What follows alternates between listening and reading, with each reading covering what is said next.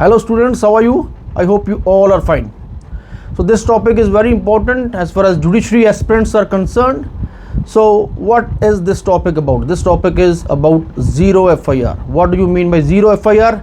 This was recently in news, so I thought of making a video on this. So without wasting time, let's begin. What actually do you mean by zero FIR? So before going into this topic, I will discuss with you that in case any offense is being committed anywhere in India, any criminal offense has been committed anywhere in India, the victim of the offense goes to that police station who is having jurisdiction over the area where the offense is being committed. Yeah, every police station is having a jurisdiction over the particular area, and whatever offenses are committed in that area, only that police station will be having the jurisdiction to register the FIR, not any other police station. This was the normal course up till now, because specifically under section 154 CRPC, zero FIR has not been defined.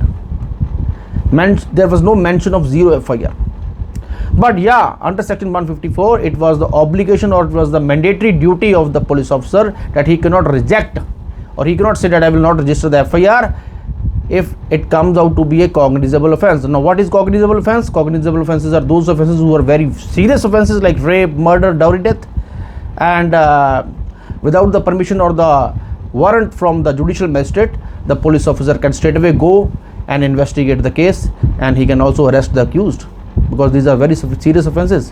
Under non-cognizable offenses, he has to get the warrant from the judicial magistrate, but under cognizable offenses, without getting the warrant from the judicial magistrate, he can straight away go to the crime scene and he can investigate the case and he can arrest also. So FIR is only for cognizable offenses, serious offenses. So this was the main thing, that only those police officers or only that police station who is actually having the jurisdiction over that area where the offense has been committed, only that police officer can register the FIR, not any other police officer. But under the recent concept of zero FIR, every police officer is bound, duty bound. It is mandatory for him to register FIR. Nevertheless, or even in case the actual offense has not been committed within his own area. Yes, if the offense is not being committed in his own area of jurisdiction, then also that police officer is duty bound to register the FIR. If the victim comes to him or the witnesses of the offense comes to him and says to him to register the FIR, and it comes out to be a cognizable case, after listening to the informant, the police officer thinks that, or he comes to the conclusion that it is a cognizable case, it's a serious offense, he has to write the FIR, he has to register the FIR there and then in his police station. He cannot say that I am not having a jurisdiction over this area or over this offense because the offense has not been committed in my area or my area of jurisdiction. No, he has to register the FIR. It is his mandatory duty under the concept of zero FIR. Now, what serial number he will put on it? Zero. Yes, he will put zero serial number on it, and after registering the FIR, within 24 hours he will send that report or zero FIR to the proper police station who is having the actual jurisdiction over the area, because the offense is committed there. The offense is actually committed there under the area of the second police officer or second police station, where that police station officer has actually got the report from the first police station officer, and that report is of zero FIR. So whenever there is an offense in India at any place, especially offenses against women and children, and especially under POSCO Act also, so these are the vulnerable groups of our society, women and children. They need not to go far away where the actual offense has been committed. For example, they are traveling anywhere, and during the travel, any offense has been committed against the woman or children, they can straight away go to any of the nearest police station and they can register the FIR there. The police has to register the zero FIR if it comes to be a cognizable offense, serious offense, and after registering the FIR, he is bound to send that zero FIR to the proper police station who is having the jurisdiction over that offence, because that offence actually was committed there, not here. So this is the recent concept of zero FIR, and under section 173 of Bharatiya Nagarik Suraksha Sanhita, earlier it was 154 CRPC, now it is 173 of Bharatiya Nagarik Suraksha Sanhita. It is the mandatory duty of the station house officer to register the FIR, that is zero FIR, irrespective whether the offence has been committed under his area or not. What are the Supreme Court cases regarding this? The very important landmark case is Lalita Kumari versus Government of Uttar Pradesh 2014 Supreme Court cases. Under this case, Lalita Kumari case, it was said by the Supreme Court that police officer is or the police station is duty bound to register the FIR. It is a mandatory duty of the police officer to register the FIR in case it comes out to be a cognizable offence, and it is the prompt duty of the station house officer to register the FIR. He cannot delay it, or he cannot give any of the reasons of not registering it, because he has to register. It is his mandatory duty. And why? Because to avoid delay in initiating the investigation, and he cannot say that I am not having jurisdiction over the area, because lack of jurisdiction is no defense. He has to register the FIR, because promptly the case will be started and the investigation will be started by the second police officer, who will be getting the zero FIR from the first police officer. As far as second important case of Supreme Court is concerned, that is Kirti Vashisht versus State of Delhi. Yeah, Kirti Vashisht versus State and others in Delhi High Court 2019. In this case also, Delhi High Court discussed the concept of zero FIR, highlighting that refusal to register an FIR due to jurisdictional issues by the police goes against the spirit of criminal justice. So in this Kirti Vashisht case 2019, it was held that where the incident took place out of the jurisdiction of the police station, the police is still bound to take the information and register it as zero FIR, and after that transfer the same to the original police station having the jurisdiction over that offence. As far as implementation of this concept of zero FIR is concerned, still there is not very much awareness among the police officers. So various police departments have issued circulars and guidelines to their police personnel regarding the registration of zero FIRs to ensure that this practice is followed uniformly throughout their states.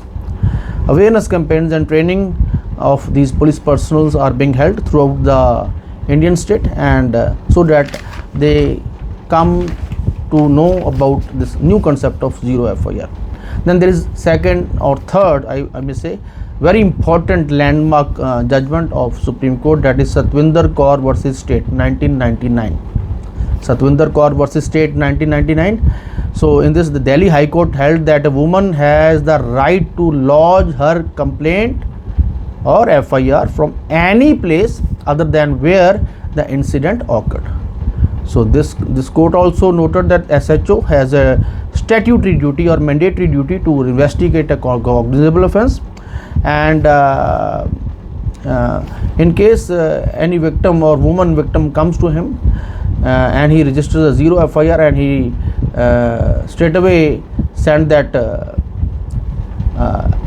zero FIR to the proper police station, then it's a proper method and it cannot be challenged by any of the advocates if the advocates file a writ petition against that. It's not against the procedure of CRPC. It's very well known that justice delayed is justice denied. So in order the justice is not being delayed, the concept of zero FIR is very important, and the investigation is started promptly. So then there is section 166A of IPC. Now 166A is called section 199 of BNS. What is BNS? Bharatiya Nyaya Sanhita. So under section 199 of Bharatiya Nyaya Sanhita, if the SHO fails to record the FIR, and the FIR includes zero FIR also. So if the SHO or the station house officer of the police station fails to record the zero FIR or FIR, especially in rape cases and outraging the modesty of women, or even the offense of trafficking, and even the acid attack causing grievous hurt. These days these offenses are quite a lot to be seen in social media. So in all these offenses, acid attack causing grievous hurt or rape cases, it is the mandatory duty of the police officer to register the zero FIR. In case he doesn't register the zero FIR, he can be sent to imprisonment not less than 6 months. He can be punished not less than 6 months. So at least 6 months he has to be in jail, and maximum is 2 years. This is very stringent provision. Section 199 of Bharatiya Nyaya Sanhita. Earlier it was section 166A of IPC. Then there is very important another case, Neelu Shrivastava versus State and others, 2021. In this case also it was held that zero FIR can be filed by the victim regardless of the residence or place of occurrence of the crime. Nirbhaya case, it was a very sensational case. And what happened in Delhi during the December month of 2012, a 23-year-old woman was brutally gang raped by 6 men in the running bus, and the incident led to widespread outrage and protests across India, prompting the government to take serious and very important initiatives to improve women's safety and address jurisdictional issues. So this case had an impact on zero FIR. A Justice Verma committee was established, and it recommended the concept of zero FIR. So zero FIR, actually this concept of zero FIR was recommended by Justice Verma committee aftermath of Nirbhaya gang rape case. So Justice Verma committee recommended that every state government should at least try to have this concept of zero FIR, and every police station officer is duty bound to register the zero FIR in case of offences against women. So then there was Criminal Amendment Act 2013. In 2012 Nirbhaya rape case happened. So after 1 year in 2013 Criminal Law Amendment Act was passed, and this Criminal Law Amendment Act 2013 introduced or incorporated the concept of zero FIR, and it made mandatory for the police officers to register the FIR if the case pertains to cognizable offence, even if the incident occurred outside their jurisdiction. So Ministry of Home Affairs of the central government in 2013 issued an advisory to all the state governments regarding prompt registration of FIRs, and all the states responded positively, especially Manipur and other states also. They responded positively, because in these states because of certain activities it is very difficult to get the services of the police station, because police stations are far away from each other. So people can get prompt justice. They can go to any of the police station and they can register the FIR. So besides Manipur, many other states, all the states responded positively. Now every police station of the state is bound to register the zero FIR. So this concept of zero FIR has systematically and very significantly improved the women's safety in India, especially women and children. So it is a mechanism of immediate reporting to any of the police station, and the police station officer have to register the FIR there and then only, and the serial number put on that that FIR is 0. So this helps to nab the culprit promptly, as the police station where the zero FIR is lodged can promptly inform the actual police station, and then that police station, that second police station, can come into action after registering the regular FIR with a number on it. So the initial the police station where the victim has gone, initially it will put serial number as 0 on that FIR, that is zero FIR. Then it will send to the other police station which is having the actual jurisdiction over that offence, because in that area the offence has been committed. So that police station will re-register it and put a serial number on that FIR, and then it will investigate the case. So this is the thing. What are the essentials of zero FIR? It should be a cognizable case. Information should be given by the victim or the witnesses, any person on behalf of the victim. For example, in case of rape cases, the victim girl can't go to the police station. So So any of the relatives of the girl can go to the police station, any police station, and register the zero FIR there. The police station cannot say that we are not having the jurisdiction over that offence. He has to it is a mandatory duty of the police officer to register that FIR, and then it can send to the proper police station having the jurisdiction. Then the informant has to give his name, his address, and date, time and location of the offence. Signature of the informant is very important, and one of the copy of the zero FIR will be given by the police officer to the informant also. If the SHO or the police station officer refuses to register the FIR, then the other alternative is that the victim can go straight away to the SP concerned, and the Superintendent Police or SP can direct any of the SHO to register the FIR. And in case SP also doesn't respond, the victim can go to Commissioner of Police, who is above the SP. And if the Commissioner of Police also doesn't respond, then the victim can go to the DGP of the state, Director General of Police. So these are the various alternatives. There is one more alternative. In case the SHO doesn't register the FIR, the victim can go to the nearest Ilaka Judicial Magistrate and under CRPC, and he can file a private complaint, and the Judicial Magistrate, after taking cognizance under section 190 CRPC, now it is section 210 of Bharatiya Nagrik Suraksha Sanhita. So after taking cognizance of that complaint under section 210 of Bharatiya Nagrik Suraksha Sanhita, the concerned Judicial Magistrate can ask the station house officer to register the FIR. Earlier he didn't register that, but after the order of the concerned magistrate, Judicial Magistrate, he has to register the FIR and begin the investigation.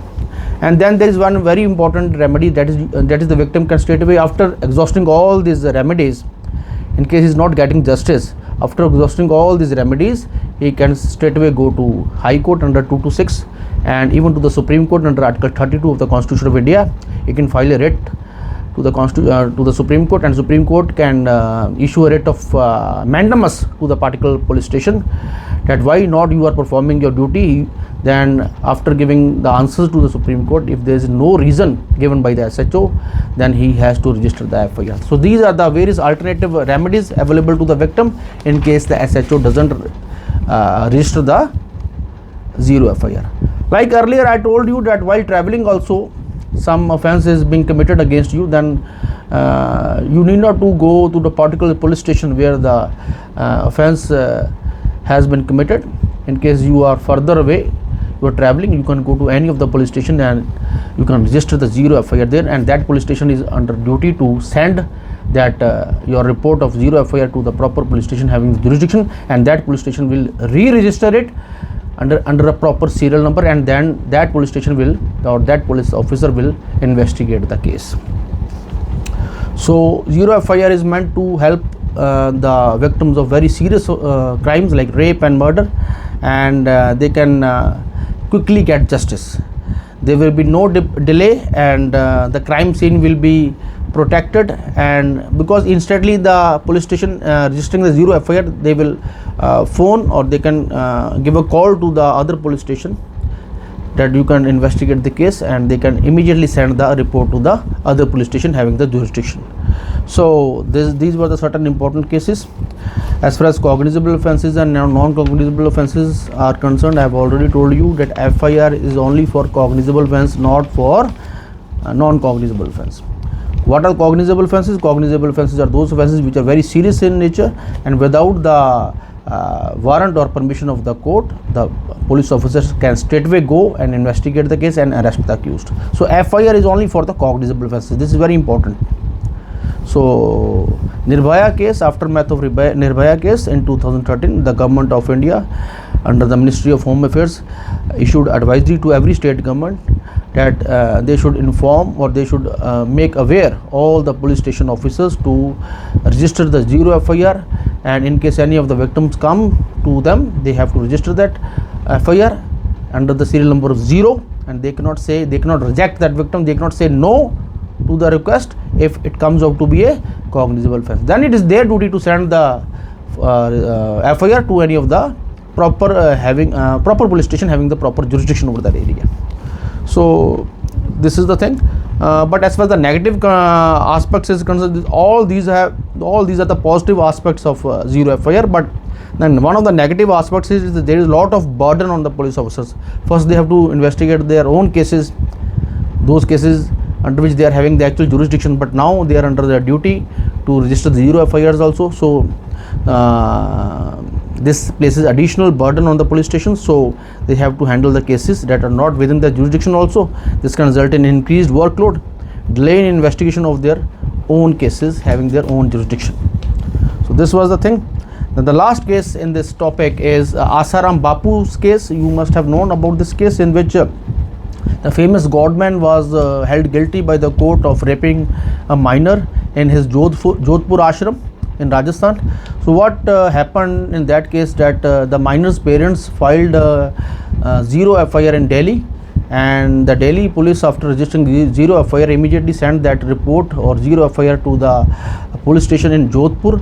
Then the police station in Jodhpur re-registered that FIR under a serial number, and then the investigation began, in which challan was produced in Jodhpur court, and this Asaram Bapu was held guilty by the court, and now he is serving a life sentence in this 2013 rape case. So this was one of the very important cases as far as zero FIR is concerned. So I hope you like this lecture. Is very important for your this IAS exams and even your this judiciary exams. So I hope you like this lecture.